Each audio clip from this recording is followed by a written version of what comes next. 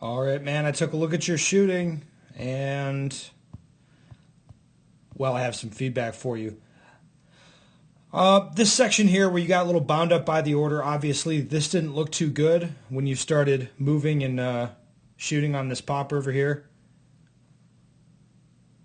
Now what I'd recommend you do, and you couldn't have done this in the moment, but the right way to do this technique is to swing onto the popper and then not get in such a hurry to move your feet around. Just get your shoulders kind of falling in the direction that you're going to be shooting. You know, you're going to be going this way, and get your shoulders moving that direction as you're engaging a target. You know, that's good enough. Picking up your feet just makes it harder and has you pick up more, extra shots. Here, one thing to point out, take a look at your stance.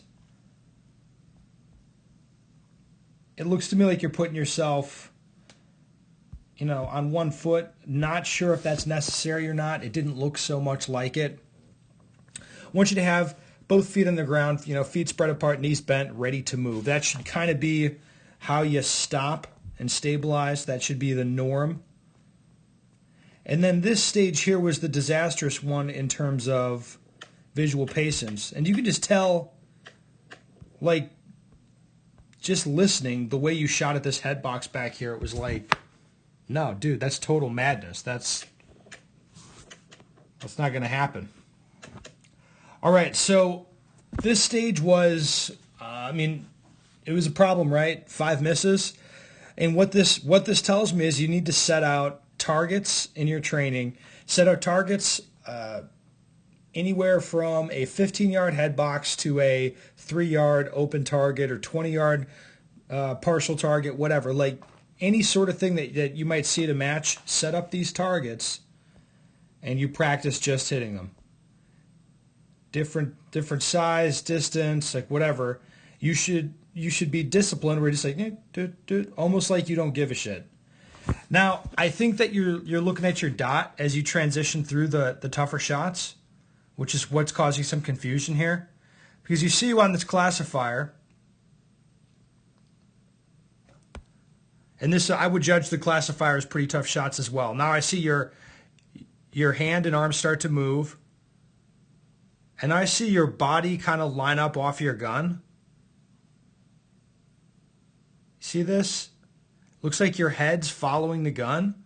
This makes me think, again, you're looking at the dot itself, not looking out at the target, and that would definitely not be helping here either, if that's the case.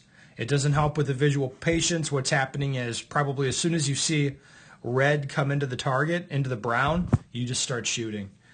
So this was a big issue, just core discipline and likely looking at the dot instead of at the target. A lot of training should be done on that. Cover up the downrange side of your glass. I think you know to do that. Cover up the downrange side of your glass during your dry fire.